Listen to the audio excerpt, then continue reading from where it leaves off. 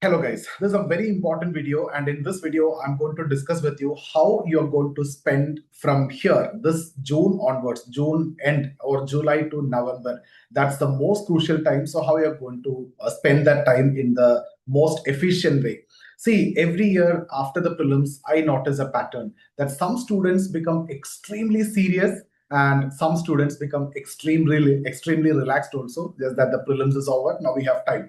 See, and then what happens is by the time November comes, the difference between those two groups, those who were relaxed and those who were serious, that difference becomes enormous. In fact, in June, they almost stand at the similar level, but by November, the distance or the difference between these two groups is going to be huge. And the truth is, see, most of the UPSC aspirants actually not failed because they lack intelligence or they lack hard work.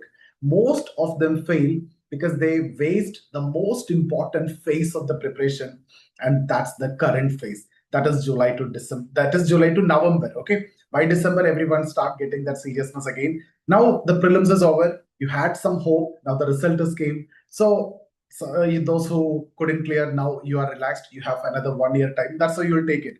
See, even if you haven't given the prelims and you are someone who's preparing fresh also, if you are planning for next year prelims, not given last year prelims, still this advice is going to be useful. Actually, for them, anyway, this phase is important and anyway they will study. Unlike those who have given the prelims and those who couldn't clear and they feel more relaxed, they may feel like taking a month break or 2 month break or may study, but a kind of relaxed study, compromised approach is what you'll be doing.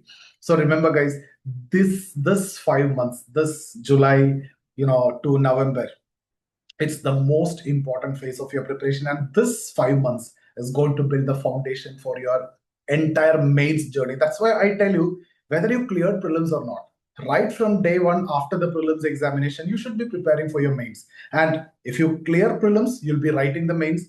If you are not clearing the prelims, still you will be writing the mains along with those people. But once the mains exam is over, you get the question paper.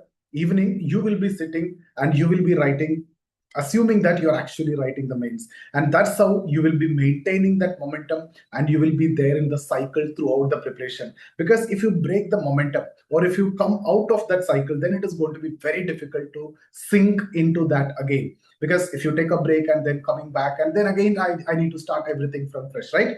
So many students believe basically that the prelims is over and there is plenty of time now and year is there, right? And you feel very much relaxed also. So that is why I thought of taking this session today, so that at least those who are watching this video will understand that, and then you will realize that actually you don't have much time.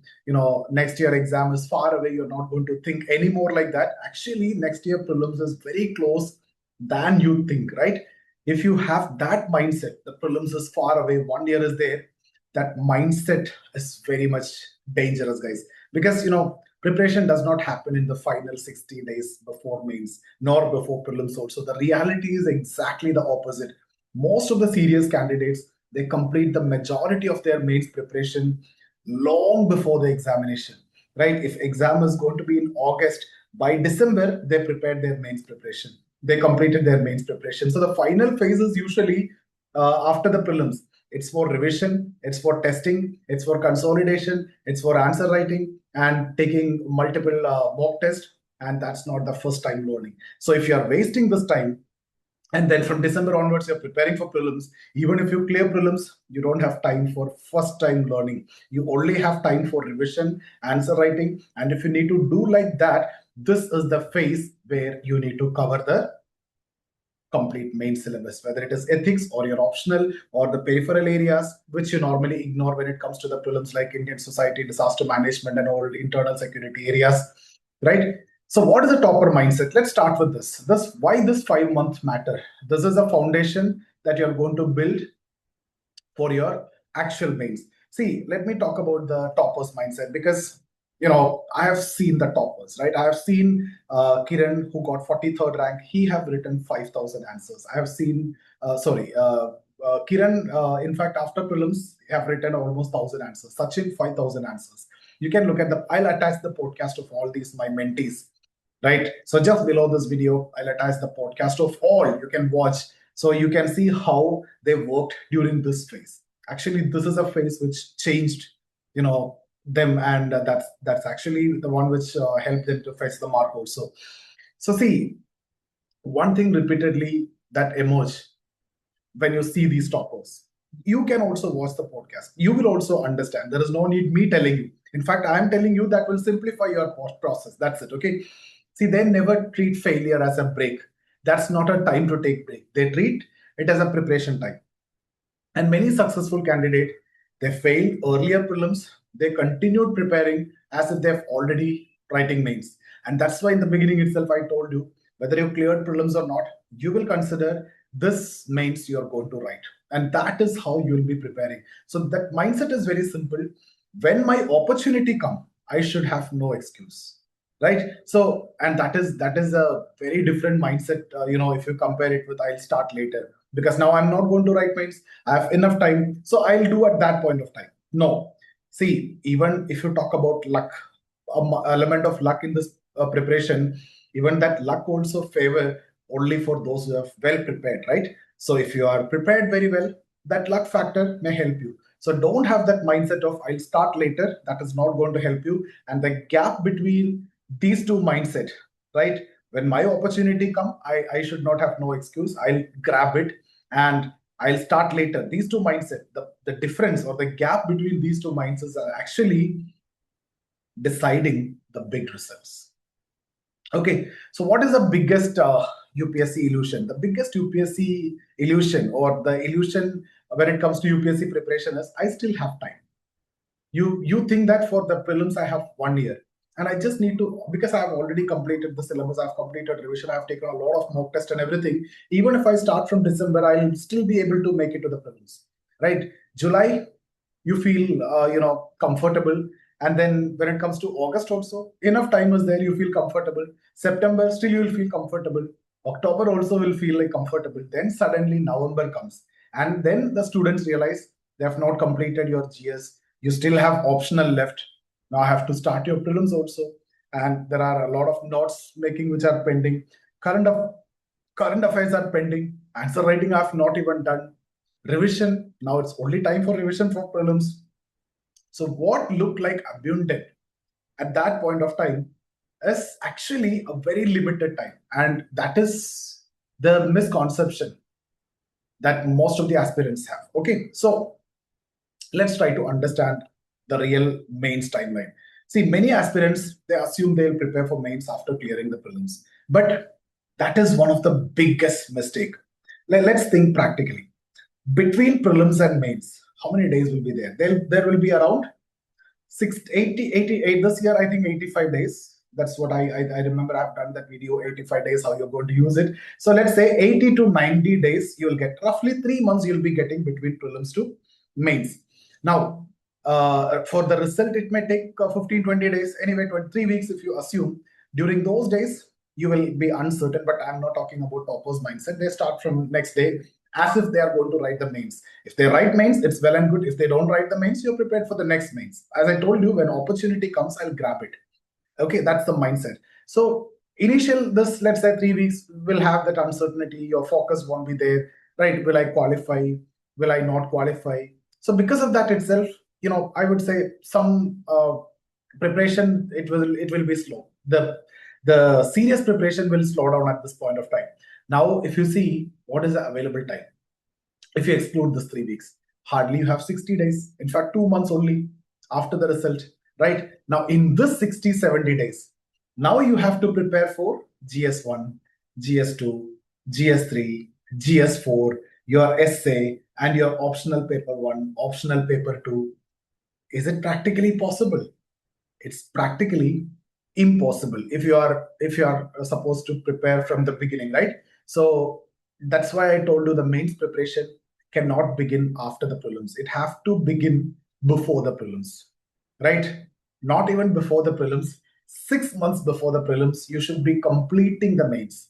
That means by November, at max by December, you have to complete your mains preparation, all main syllabus and your optional, and then from Jan onwards, you'll be focusing on prelims. where you take prelims test series, because prelims is again very important.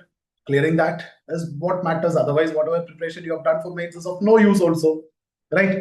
So the real competition, see, this is the real competition. Students, in fact, get intimidated by large numbers. Look at this lakhs of people who are applying, or this lakhs of people who are writing, thousands of candidates, your friends, and all those. But I would say the real competition, in fact, consists of candidates who have completed notes, who have written answers, who have revised the subjects, and not with this, 15 lakhs or 10 lakhs numbers you see. This is not the real competition. Real competition is within the 50,000 serious aspirants. Real competition is only 50,000 will be serious out of these 15 lakhs or 10 lakhs. So the real competition is within that 50,000, out of which 10,000 will clear the prelims, out of which 10,000 will make it into the final list. That's how it is. This is the real game. So are you in this 50,000, and from which can you be in the top 1,000 is the question. So the real competition, what I mean by this 50,000, those who completed notes, those who are serious, those who are using this time effectively, those who are writing answers during this time, those who are revising the subject, those who are practicing the test, and those who are building a mains ready system. That's what I mean by that 50,000 serious aspirants, not 15 lakh people who are applying for the exam. That's a different case. Okay, so your objective is simple. What is your objective? You have to be mains ready before most aspirants becomes mains serious. Even the 10,000 students who clear the prelims, out of which only 5,000 will be serious. From that, if you want to get an interview call, you just need to be 3,000, right? Out of those 10,000 that they have, rest of the 5,000 will be preparing for mains after the prelims only. Cool. So I want you to be mains ready even before the prelims, because that is when many of them becomes serious about the mains. But you have to be mains ready. That is when you can grab when the opportunity comes. When you're writing the mains, you'll grab it with, fully. So be mains ready. By what time? By December max, but if possible by November. Okay, now why this period is golden period? See, these 5 months, these this actually will give you something that you will never get later. See, during this 5 months, do you have a prelims pressure? Actually, there is no pressure, right? Is there any result anxiety? No result anxiety. Do you have any exam hall pressure during this time? No. Is there any immediate deadlines? No. So this is a time where your mind is also fresh. You don't have, such kind of anxiety. You don't have any kind of pressure. You don't have any kind of deadline. But we will make deadline for you. That's what I do for my mentees also, because you will be accountable to me. So what you can do is you can build proper understanding during this phase. That's why I told you get a big advantage if you are using this time properly. You can have proper understanding. You can create proper notes. You can have a revision system. You can have proper answer writing habits. So this is the phase. I would say the real transformation happens. So if you have a transformation phase in your journey, this is the phase that transform you to a mains ready candidate, not prelims to mains time, not December to prelims time. So December to prelims time, you have to focus on prelims, no other option, because considering the difficulty in prelims, and from prelims to mains time, you have time only for revision. 60-70 days is what you're getting, even though if you look at it, 80 days are there, but 60-70 days is what practically you will get. But if you're well prepared, then you can use that 80-90 days completely also. Right? Okay, now, see, many students spend months for doing only the basics, right? So suppose I start preparation for doing only NCRTs. Now, for example, if you are attending my class, I have taken all the efforts to cover NCRTs. Then why you need to build the foundation from NCRT? Or forget about my class. If you have taken any other class, not my mentorship, any other mentorship, your foundation is done. The teacher, the mentor is done, right? If you have taken the classes, that class notes is actually built from for your foundation, that is the NCRTs as well as the advanced ones. So when you have the combination, do you really need to go and spend that much time for NCRTs? No, that is not required. So you don't want to spend too much of time for foundation books or NCRTs, or for introductory reading. And then by November, mains preparation have you barely begin. That's not the approach. This is going to create serious problem because see what UPSC mains reward. Let's understand. In fact, I've done separate videos also for helping you to understand mains. See what mains will test you your analysis. What if you want to get the reward? It has to be based on analysis, and it's not for information. In mains, you get rewarded for your analysis, not for information, and for its application, not just rote memorization and the structure that you have to build, right, while writing the answer, not just reading. So you cannot postpone mains preparation for indefinite period of time. Or after clearing the prelims, I'll start writing, I'll build the structure, or I'll do the analysis. No, you cannot do that. So what we need is a reverse engineering. Right now, what I mean by reverse engineering, so instead of asking when should I start mains, what you need to do is ask what does a mains ready candidate look like. So mains ready candidate means what do I have the notes? Okay, do I have the proper revision materials? Have you done the answer writing practice properly, right? And do I have the subject wise understanding, whatever subjects, for example, history, geography, polity, economy, Indian society, governance, polity, all these understanding do I have? And do I have the test experience, real test experience, not just writing about answers, not just getting evaluated the answers, right? It's also about taking the time bound test. So do I have these? Then work backwards from that outcome. This is what you need to do. So that approach actually, changes your preparation, and that helps your preparation. So reverse engineering mode. Now you can also use technology to learn faster, right?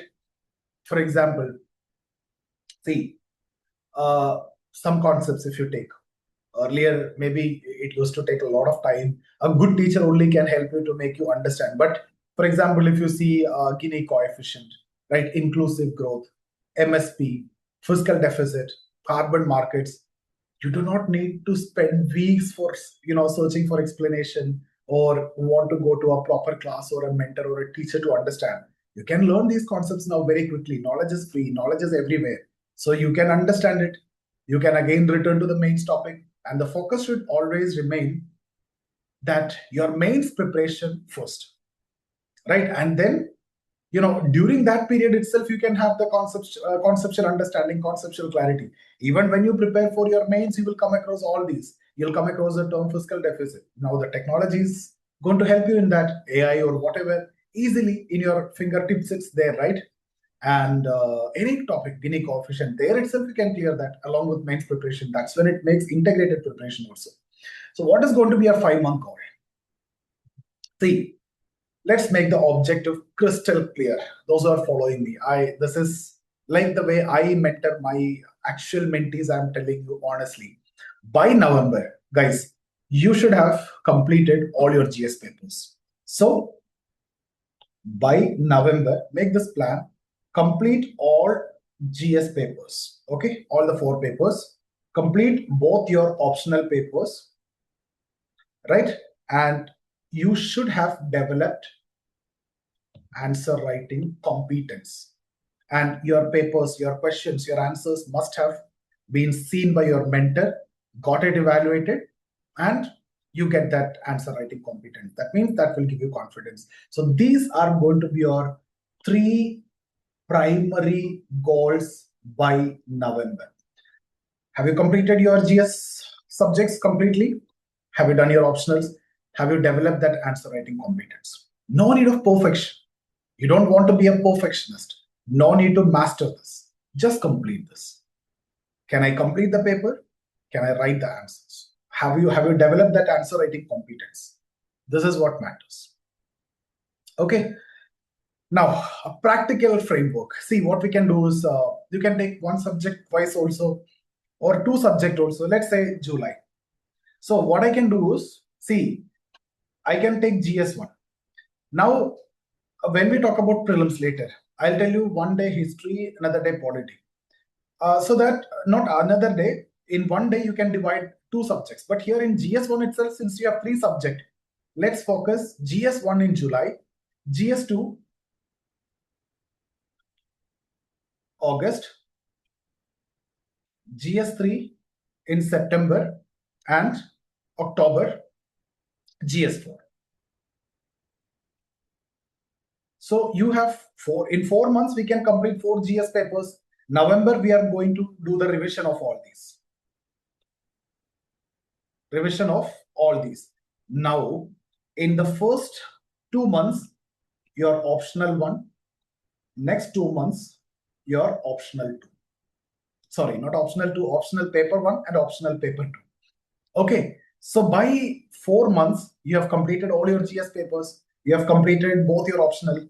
November you are going to do the revision. Now again, within GS4, for GS1, if you take let's say GS1 in July, what you can do is you can split that. Maybe 3 hours you should go with history and then geography, or within history I may go with ancient and then world. So that's up to you. That depends upon your taste. Or since optional is there, maybe you will be spending 5 to 6 hours, or at least 5 hours for optional, 5 hours for GS, 10 quality hours, 10. That is the minimum that you need to give. Okay. And then within this, you will, whenever you learn the concept, you will make the notes, you will write the answers, you will make your revision notes, you will make your exam notes.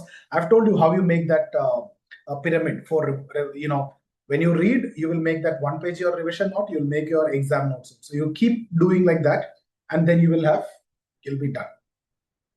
Right? So now you have the structure also, right? Okay, now see, many people I have seen, we created the plan. So they create the monthly plans, but within monthly, now we need weekly plan. So everyone create monthly plan. So what will happen is, yes, I have 1 month for GS. Now again, you become slightly lazy here. Or I have 2 months for optional one. No, what I should do now is this monthly plan. Within that, I will divide into week 1, week 2, week 3, week 4. So I have to have the structured systematic plan for weeks also. Very few people will do this, right? And within week, I want to have day 1, day 2, day 7, day 3, day 4, day 5, day 7 plan. How many of you can do this? So I have 5 months plan, and every month I have 4-week plan, and for every week I have 7 days plan. If you have this, then even God cannot fail you. Don't blame on luck or anything after that. If you do this, so the hierarchy is very simple. You have a 5-month goal. Now from that, what is that 5-month goal? We will complete all the 4 GS papers, 2 optional papers, and be competent for writing answers. Perfect, not perfectionist, not the best, just completion. Okay, you don't want to be the mastery or master of it. Now we have monthly goal. GS1, GS2, GS3, GS4, optional 1, 2, optional, like that. Okay, and from here we have weekly targets. That makes you more efficient, and then you have daily targets so that you will be more focused. If I blindly have a monthly goal of GS1, you don't have focus. You lose the focus. But if I have daily goal, this topic, couple of topics, I'm done. Then only I'm going to sleep or do anything else. Then I'm very focused. Otherwise, you don't have focus. If you don't have focus, then there is no problem. Point in that. Okay, so that is how the goal is becoming very much manageable and achievable also. Not just by creating goal, you can achieve that. How to achieve that? This is how you can achieve that. Now we need to have daily structure, as I told you, right? A practical daily structure. For example, even I'll give you a small one. That's the basic minimum for, let's say, 10 hour. I'll give you 10 hour structure. If you can spend 14 hours, I'll be very happy with it. 16 hours, perfect. Perfect. 16 hours if you can spend. 6 hours you sleep, 2 hours for rest of the things, 30 minutes for walking and having foods and other things. You'll spend that rest of the 2 hours. Perfectly fine. 16 if you can, but I give you for 10 hours. 3 hours for your optional. Okay. 4 hours for your GS. Why 4 hours is because in 1 month we need to cover one GS paper, but we have 2 months for your optional one and optional 2 months. So that is why 3 hours and 4 hours. This is the ratio I'm giving for 10 hours. Now, if it is for 15 hours, if you are preparing, then this becomes 4.5 hours. This becomes 6 hours. Now, there will always be a difference for those students who study for 1 hour and those who study for 1.5 hours. Okay, revision, understanding, familiarity, everything. So that's up to you. Cool. Okay, so what? Yeah, I've given, and then newspaper, current affair, maybe 1-2 hours. So that's how your 8-9 hours I've given, or you can make it 4 and then 1-2. That's up to you. That ratio you may manage, and maybe 1 hour for writing answers. Okay, so daily answer writing, that's non-negotiable. You cannot, stop that. So this is the plan. So you can spend 3 to 4 hours here, 4 hours here, 1 to 2 hours here, 1 hour minimum for answer writing. Minimum for answer writing. Separately you will have to do. Along with preparation also you will do. You create notes, you create revision notes, you create exam notes and everything. You may write answers also, but this separately also you will have to do. Okay, now notes are very important. Many aspirants, you keep reading the PDFs. See, reading is always comfortable for us. You can keep reading endlessly. But reading alone, in fact, it can create an illusion of preparation, right? You feel like you're preparing, but that won't be enough for you to reproduce. You have to retain, you have to reproduce. So if you write, when you create notes, that help in multiple other things also. Because we need thinking. If your thinking speed is faster, your writing speed also will be faster. You can connect logically also. So when you're writing notes, thinking will improve first. Organizing will improve. That is very much required. Structure of the answer. And then you will also be in a position to prioritize content. And this will ultimately help you in revision. If you keep just reading, you cannot get that advantage, right? You may not be able to revise also. So see, if you look at any toppers, they eventually rely on their own notes, not any random PDF or anything. Because, it's not because your previous toppers' notes is not useful or anything, but you create your own notes. It may be by referring to the previous toppers, looking at the PDFs, coaching materials and everything. But when you create your own notes, that personal note that you created, that your ownership, that will help you to revise faster, memorize faster, retain faster. That advantage is anyway there. Okay. So when you create personal note, what is the biggest advantage? The biggest benefit is not the content. Content you got from PDFs or some toppers notes or from coaching materials or anything. The biggest benefit is the revision speed, because you have written this, you have made it, it belongs to you, right? See, you can even revise an entire GS in one day. That may be possible if you create. That's why when we start making notes, I told you a revision note and an exam ready note, both, right? So you make notes, like notes are concise, it should be concise and it should be structured and it should be repeatedly revised. So when you keep revising this, every page you will have that familiarity, every word you will have that familiarity. You will be in a position to reproduce a similar. Without notes, that revision feel like overwhelming. It is going to be difficult. Now comes most important part, daily answer writing. Right. I know it will be difficult when you start. Many students delay answer writing for prelims. After clearing the prelims, they think that, I'll start after completing the syllabus, or I'll start after the prelims. That rarely work. If you see my mentor, not my mentor, my mentee Sachin, you won't believe he have written 5,000 answers. Listen from his own mouth, not me saying just to motivate you. If I'm saying this, you can take it as, exaggerating or just to motivate you or just to create a fear factor. Sachin have written 5,000 answers. Kiran, if you see, Sachin and Kiran went to interview together. Sachin cleared 41st rank. Kiran couldn't clear. And then Sachin was my mentee. He referred me. Kiran came to me next year. And from prelims to mains time, he have written 900 plus answers. My title of the podcast itself with Kiran is 900 plus answers written. I'll attach both. So you don't want to believe me, you can listen to them and then understand the significance of writing answers. So don't think that I'll start after prelims. Don't think that I'll start after completing the syllabus. That rarely work. In fact, it won't work also. Answer writing is a skill, and that if you need to improve only through practice. So even if you start small, start.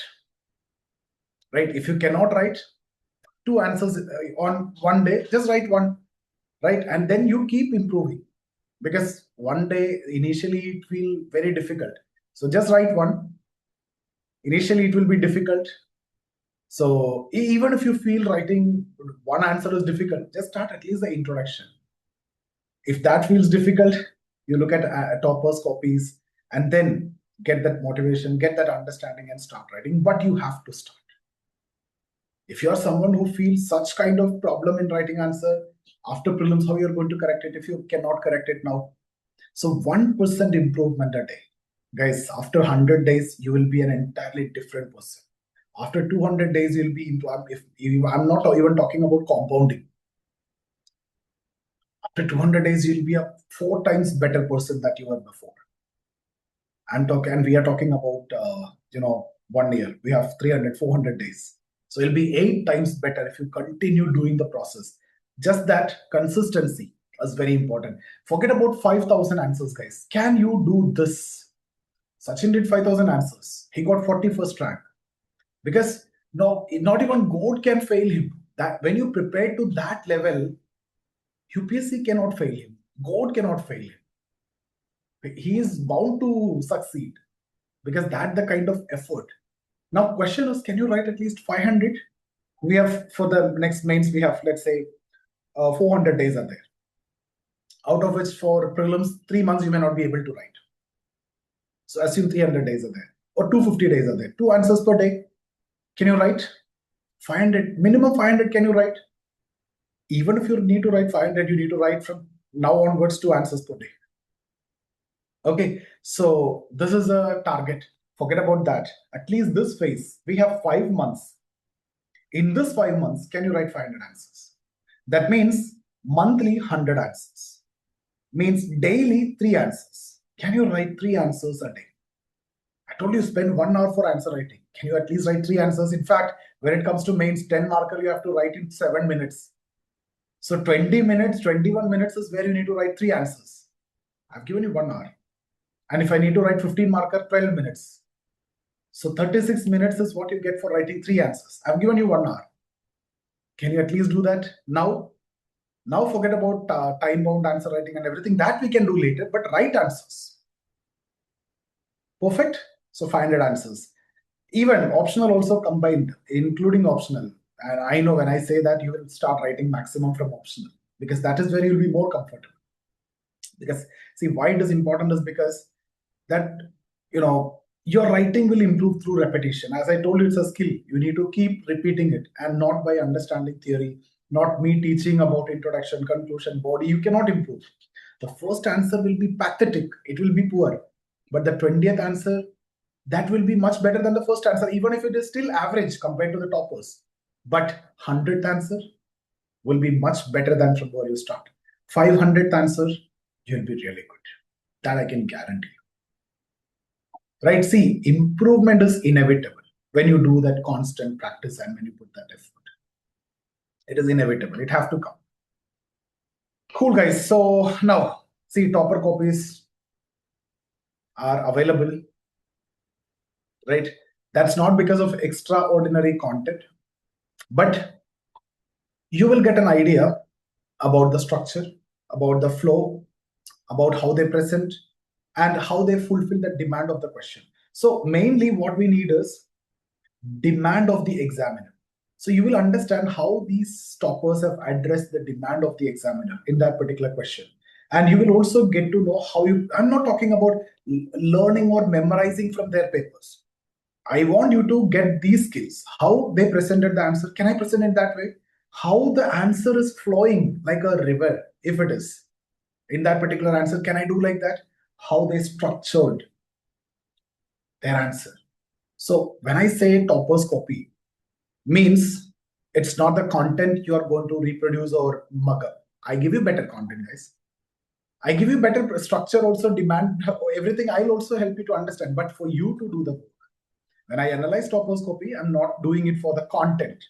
I'm doing it for these. So when you are reading a toppers copy, your priority is not what he have written for that particular topic, not also what he could have written, what he missed, and all those. That's not required. How he presented, why he got that good mark, how is the flow, how he identified the demand of the examiner. So that's how you'll be looking at it. Okay. See, again, let me tell you, consistency is what matters. Every day, if you need to see every day repeated process, if you need to do that, means that mindset is also required. That's what I mean by toppers mindset. See, even if you look at, I'm a cancer survivor and still I have this body because I repeatedly eat the same thing, repeatedly take the same medicine, repeatedly going to the gym and doing the same workout. And I look like this now because of a repeated process. So for you also, it's a process that you need to keep doing the same for 1 year and you will get that result. Fine. So see, that's what the difference between an average aspirant and successful aspirant. It is not intelligence. It is consistency. Consistency will create the rank. See, the successful candidates, if you take their studies when the motivation is low, they don't want sudden motivation to study for 16 hours.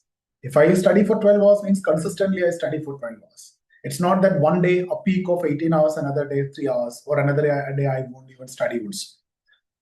The successful candidates, if you take, they write even when the confidence is low. They revise when repetition is feeling boring also, because I have to do this. So what you need is discipline. When discipline is there, consistency will be there. And that give you momentum. Momentum means every day that improvement of 1%, 1%, 1% you will get. So that momentum, that improvement, that was given by consistency, that will give you the result. Now, guys, if you look at my podcast with my mentees, I always ask this question: what actually helped from the mentorship?